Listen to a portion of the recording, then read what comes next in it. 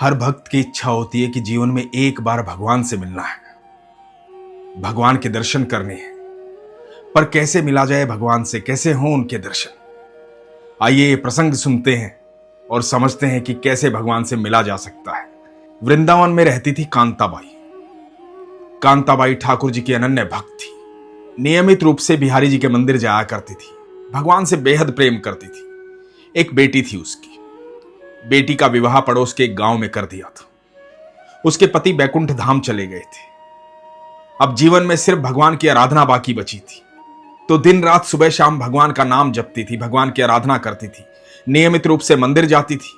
एक दिन हुआ यूं, बाके बिहारी के मंदिर से बाहर निकल रही थी। उसने देखा एक दुकान पर एक बड़े मनमोहक से लड्डू गोपाल बैठे हुए हैं, बड़े ही सुंदर। कांताबाई वहीं पर रुक गई और एकटक देखने लगी। कांताबाई को लगा कि लड्डू गोपाल कह रहे हैं कि तू मुझे ले चल, मैं तेरे साथ चलना चाहता हूं। और कांताबाई ने उस दुकान से वहां से लड्डू गोपाल ले लिए। अब लड्डू गोपाल लेकर के अपने घर पहुंची। घर जाकर के उनको स्नान करवाया, बड़ा स्नेह किया कि प्रभु आप मेरे घर आए हैं, आपका स्वागत है। उनको पोशाक धारण करवाई, श्रृंगार किया, बेहद प्रेम किया। उसके बाद अब नियम बन गया था लड्डू गोपाल की सेवा का। नित्य सुबह उठती, भगवान को स्नान करवाती, पोशाक धारण करवाती, श्रृंगार करती, पूजा पाठ करती, भगवान से बातें करती। अब बिहारी जी के मंदिर भी जाती थी और लड्डू गोपाल की सेवा भी करती थी। लड्डू गोपाल की सेवा करते करते उनसे बातें करती रहती थी। बेहद प्रेम हो गया था लड्डू गोपाल से। इतना प्रेम हो गया था कि अब कांताबाई को किसी और की आवश्यकता नहीं थी। जो कुछ भी होता बस लड्डू गोपाल, लड्डू गोपाल, लड्डू गोपाल, बस उन्हीं से बात करनी है, सब उन्हीं को कहना है।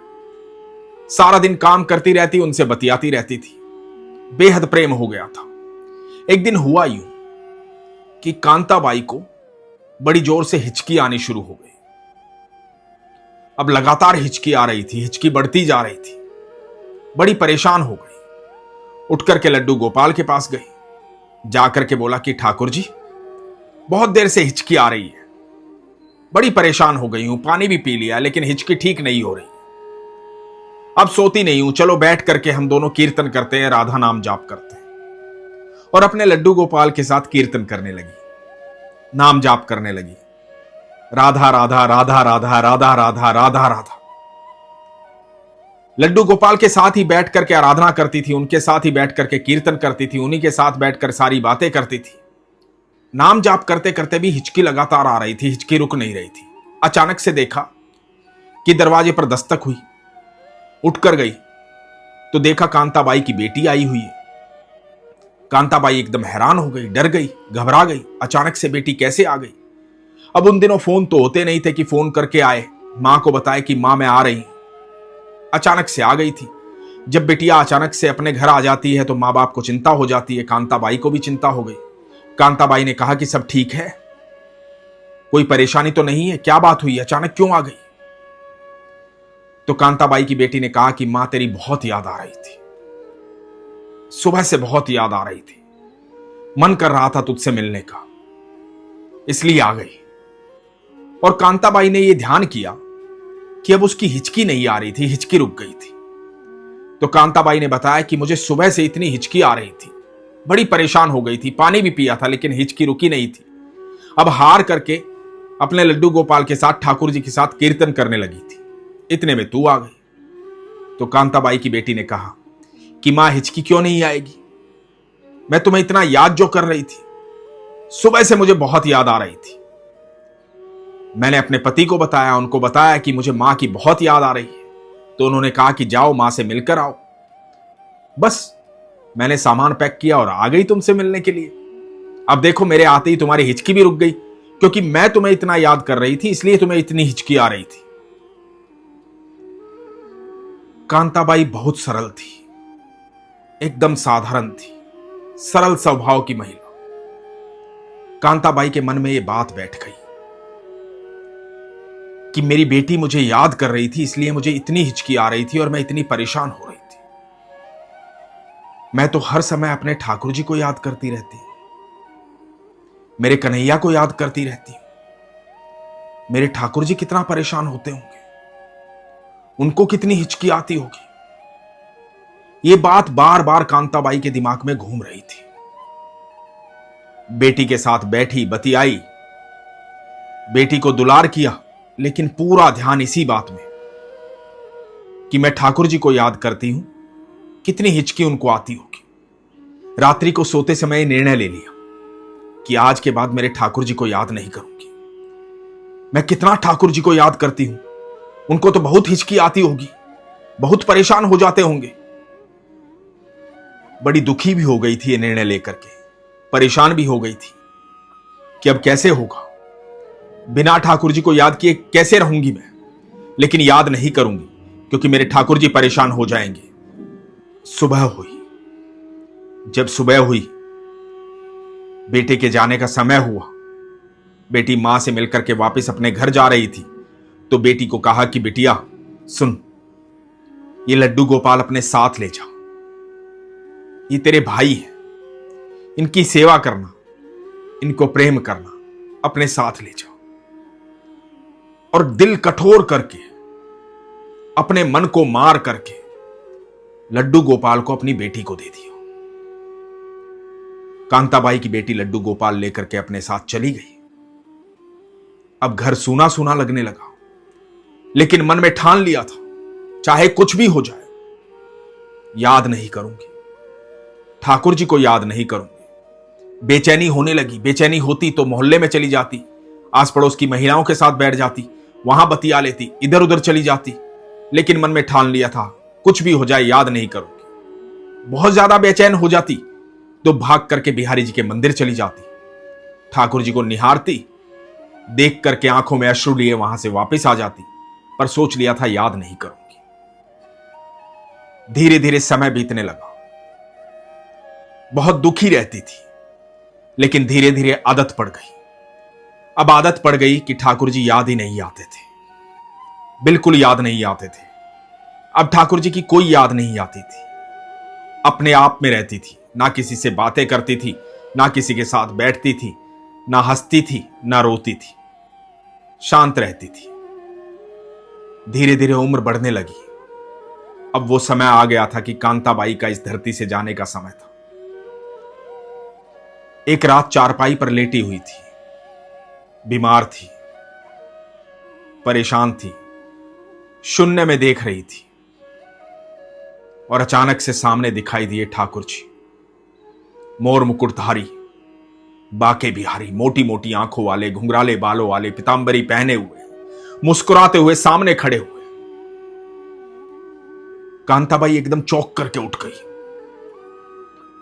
बोली अरे ठाकुर जी आप यहां कैसे? मैं तो आपको याद भी नहीं करती, आप यहां क्यों आए? मुझे अब आपकी याद नहीं आती। आप किस लिए आए हो? मैंने आपको याद करना छोड़ दिया है, आप बैकुंठ से यहां क्यों चले आए? आपको इतने बड़े बड़े संत महात्मा याद करते हैं, लोग पूजा पाठ करते हैं, मंदिरों में जाते हैं, मैं तो आपको याद नहीं करती, आप यहां क्यों आ गए? और ठाकुर जी से शिकायत करने लगी। ठाकुर जी मुस्कुराए। ठाकुर जी बोले मां,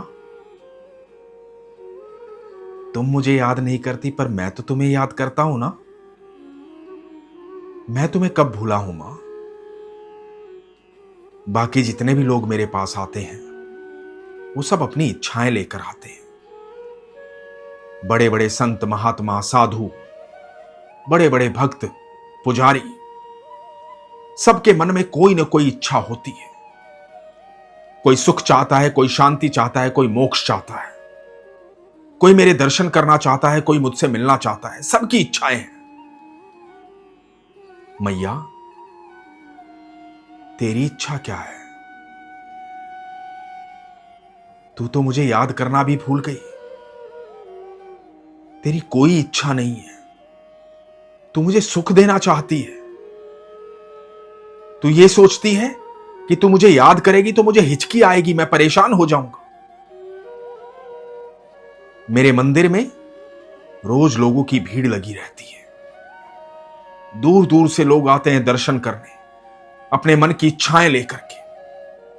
सब अपनी अपनी इच्छा कहते हैं, कोई आकर के ये नहीं कहता कि कैसे हो प्रभु आप, आप ठीक तो हो ना?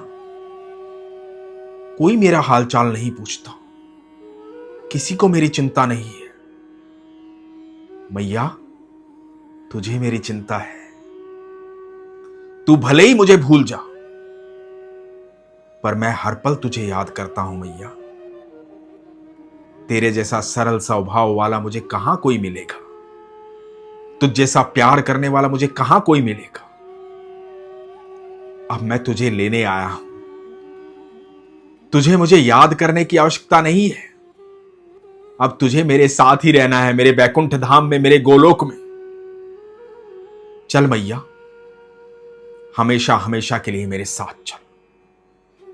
बताया जाता है कि कांताबाई भगवान की ऐसी भक्त थी कि वो ठाकुर जी में विलीन हो गई। ठाकुर जी की बड़ी सरल भक्त थी।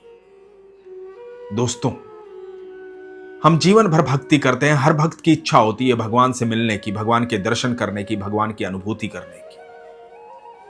पर भगवान किससे मिलते हैं? भगवान तब मिलते हैं जब हम सरल होते हैं, सहज होते हैं।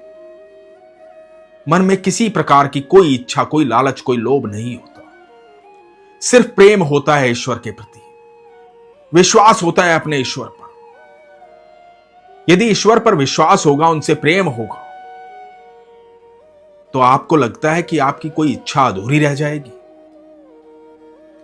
आप यदि ईश्वर के सानिध्य में होंगे तो आपको अपने आप ही हर सुख की प्राप्ति होगी। आपकी कोई इच्छा बाकी रह ही नहीं जाएगी, क्योंकि इच्छा मन में जन्म लेने से पहले ही पूर्ण हो जाएगी। लेकिन इसके लिए सरल होना अति आवश्यक है, सहज होना अति आवश्यक है, ईश्वर से सच्चा प्रेम होना अति आवश्यक है। तब आपको अनुभूति होगी, तब आपको ठाकुर जी के दर्शन होंगे, ठाकुर जी से मुलाकात होगी। लेकिन इन सब के लिए अत्यधिक विश्वास की आवश्यकता है, प्रगाढ़ विश्वास की आवश्यकता है। इसीलिए मैं कहता हूं, अपने विश्वास को मजबूत रखिए, अपना ख्याल रखिए। हरे कृष्ण।